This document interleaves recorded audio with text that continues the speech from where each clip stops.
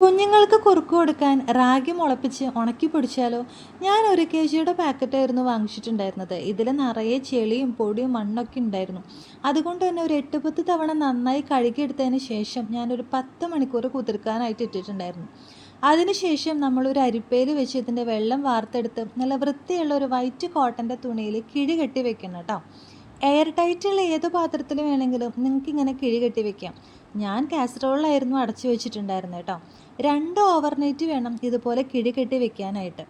ആദ്യത്തെ രാത്രി ഞാൻ തുറന്നു നോക്കുമ്പോൾ ഈ കിഴിയുടെ സൈഡിലൊക്കെ ചെറിയ രീതിയിൽ മുള പൊട്ടി വന്നിട്ടുണ്ടായിരുന്നു കേട്ടോ.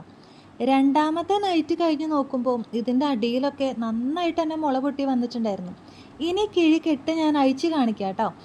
നമ്മുടെ റാഗി ഇതുപോലെ മുള വന്ന് പൊട്ടിയിട്ടുണ്ട്.